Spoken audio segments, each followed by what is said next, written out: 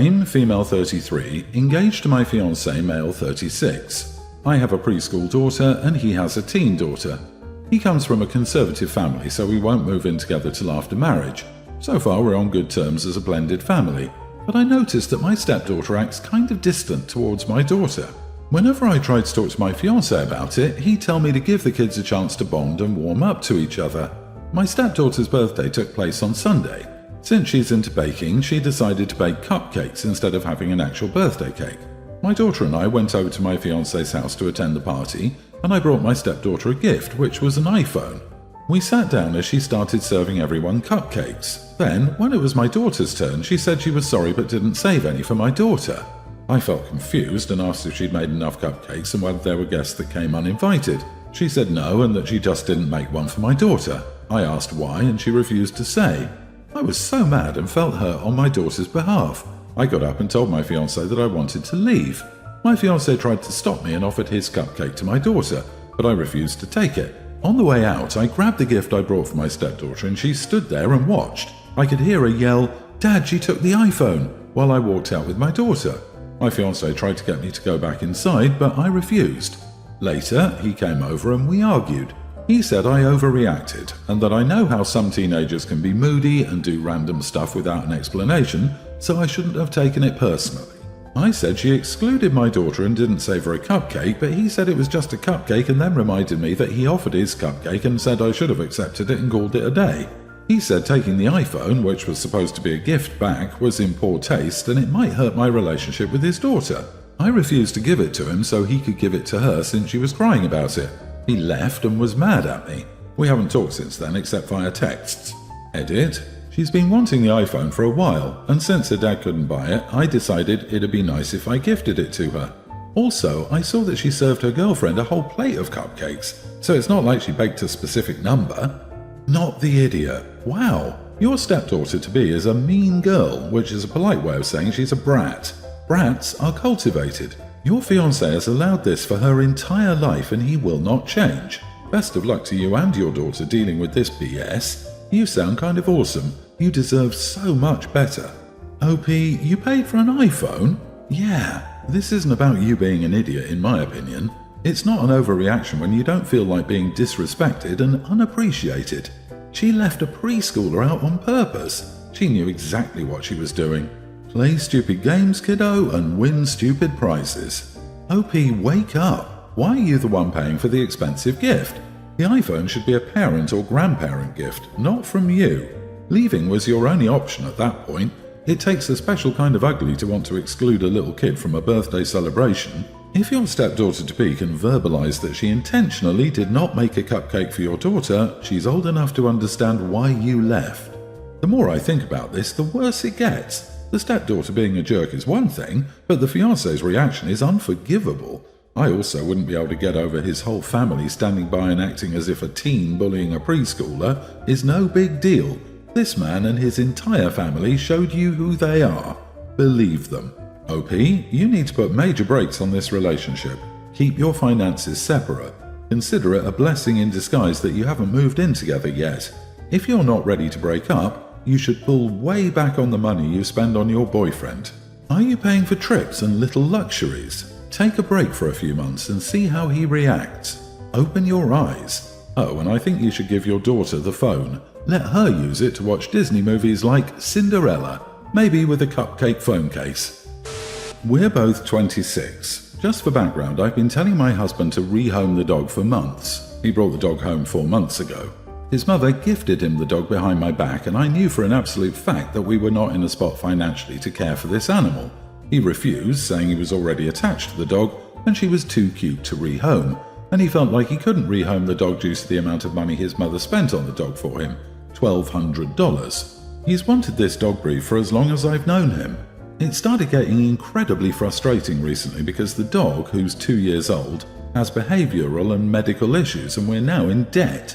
We're almost $200 overdrawn in our bank account due to an unexpected trip to the emergency vet. I told him not to bring her and that she was fine. He brought her anyways. So, $650 later, and overdrafting our account, the vet told him the dog was just high. My husband's buddy was over and smoking in front of the dog, so she was stoned. So he overdrafted our account, knowing that neither of us gets paid until next week to ensure his dog was okay. We have no food in the house and now have no money for gas to get to work. My boss was lenient enough to let me work from home, but my husband had to be in the office. His boss knows we're struggling and is super generous and bought me and my husband food today. They came to drop it off with me at noon. It would be an understatement if I told you I was drooling thinking about eating for the first time in 2 days. Just note that the dog has plenty of food. So they bring the food over, come inside and put it on the table.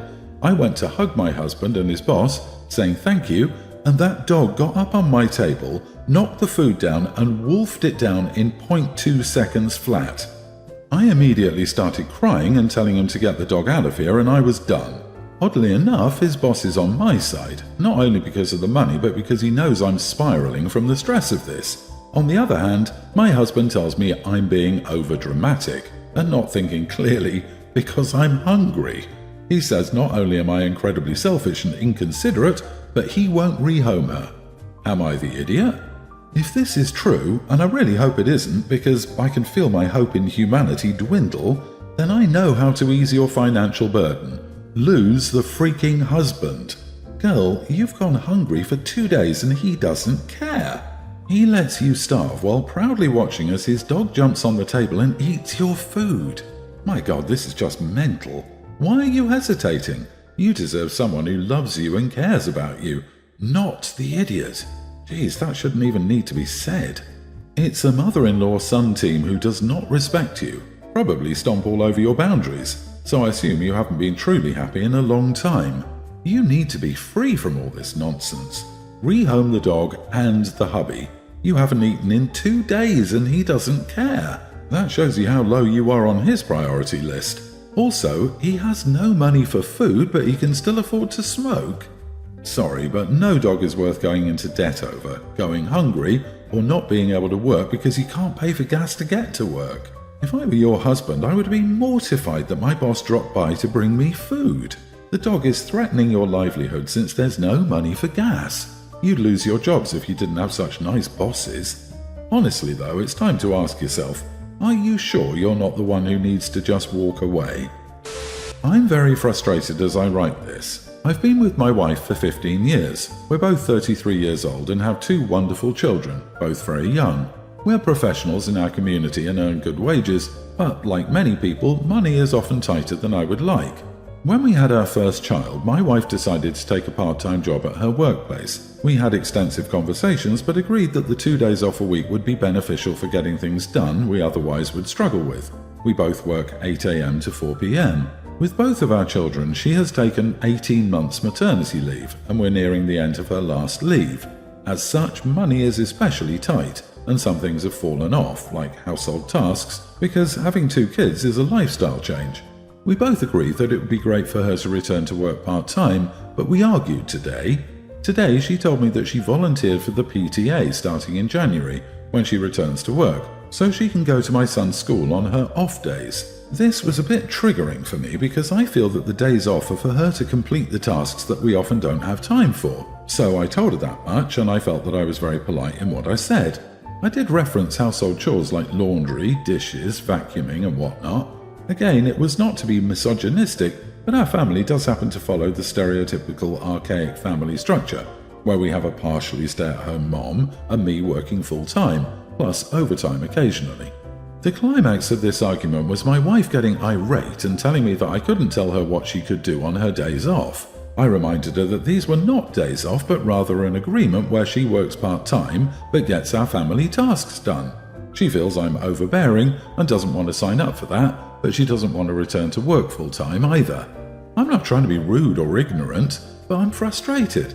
I feel that if she wants to volunteer at my son's school and make a commitment, she should be taking extra shifts and making more money for the family.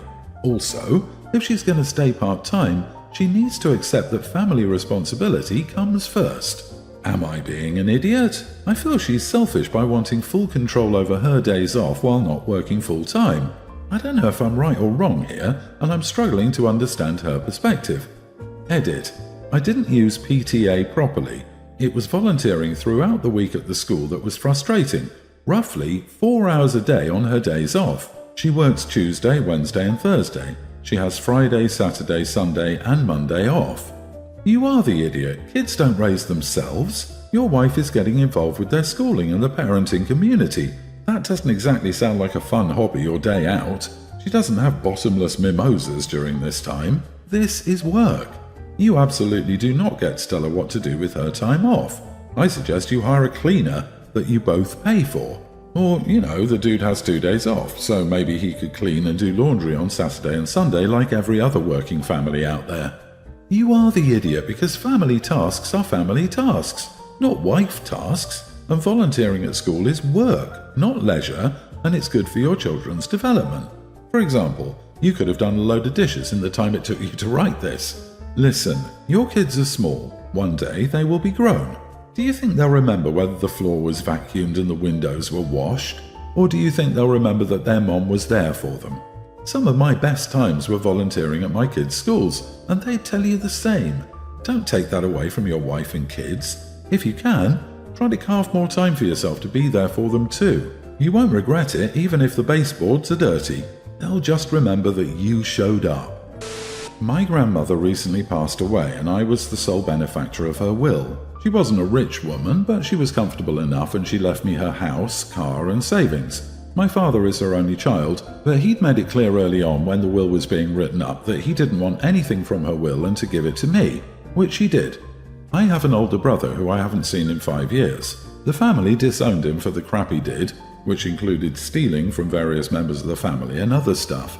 He and his then girlfriend had a toddler son when I last saw them, but honestly they had no interest in him being around our family in the first place and would often use him as a bartering chip against my parents.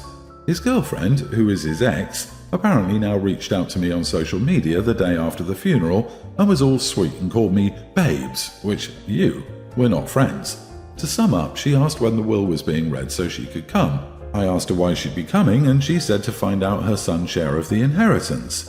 I was beyond shocked at the audacity of this witch and I told her as much, stating there was nothing in the will for him and it had already been read to get the funeral plan she'd set out in it.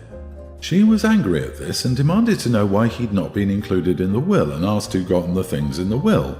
I pointed out how she'd not acted like family and that my brother had been disowned, so really, how could she think he'd be in the will? I also told her that I'd gotten most of the stuff, which was a mistake on my part, but whatever.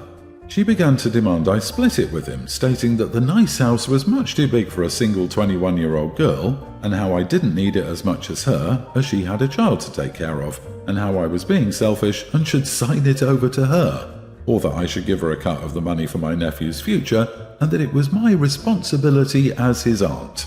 I told her no and to not contact me again. I've heard she's talking on social media about how I've stolen her son's future and food from his mouth and a roof from over his head. I won't lie, it's stressing me and I'm starting to feel guilty. I don't care about her, she can go curl up in a gutter for all I care for what she put my parents through years ago, but I feel guilty for my nephew. He's only a kid and none of this is his fault, but I have doubts on if anything I give her for him would really trickle down to him. So, am I the idiot? Good God, the sense of entitlement in that one. You don't need a house because of your age, and you don't have kids. She needs to kick rocks. You are not the idiot. You need to ignore all texts. Don't answer anything, even if they accuse you of doing horrible things. Block from Facebook and maybe even take a hiatus from it. If they aren't in the will, there's nothing else. If they found out when the will is read, they'll do whatever they can to delay or cause problems. Get cameras and a security system on that house if there isn't one already. Tell her that she's right. She does have a child to take care of. The operative word here is she. You don't have a child to care for, and her child is not your responsibility. However, if you wanted to do something nice for him, you could set up a trust in his name that only he will have access to when he's 18, but it's up to you. Unfortunately, sometimes the sins of the father do affect the son. Sort of, but if OP's grandmother had wanted to do that, then she could have set that up in her will, and she didn't. Someone's will is exactly that. Their will, wishes and choices, just written down for when they're not around to express them in person. And the obvious thing to do with someone's choices is to respect them. So there's an interesting question here about who should inherit, but OP's grandmother already answered it. I'm not a big eater. I like going out with friends and enjoying a reasonable meal with a beer or two. My friends go nuts. They order $100 meals and appetizers with different sides. When the bill comes, they always just say to split it evenly. So I end up paying 3 times my meal cost and they each save a few dollars. We can all afford this, no one is going broke from these meals, but I don't think it's fair. I've mentioned a few times that we should get separate bills, but they never agree. The last time we went out, I was meeting my girlfriend afterward for a movie. She's not the biggest fan of my friends, so she didn't join us, but I knew I had a ride home. I noticed that our restaurant had a really interesting cocktail menu. So, as I enjoyed my burger and fries, I enjoyed a few drinks. When the bill came, my total was about $250, which is about $200 more than I usually top out at. We split the bill, but they were all giving me a side eye. One of them texted me and said I was an idiot for padding the bill like that, and if I did it again, he would insist that we have individual bills. I texted everyone and asked if they felt the same. They did, so I apologized and agreed that when we went out, I would pay my own bill. My girlfriend thinks I'm right in proving my point, but I'm still feeling resentment from my friends. That's so funny. If you do that, we'll do what you asked before and get separate bills. Not the idiot, and well played. It was fine until you turned the tables. They knew what they were doing, and for the life of me, I don't know why you would be friends with people like that. Yeah, OP needs to lose these friends. They took advantage of you, didn't listen when you made a point of paying your own bills, and now they're forcing you to stop, or they'll separate the bills individually. Sounds like they were using you to get cheaper meals. Sounds like the girlfriend is a pretty good judge of character.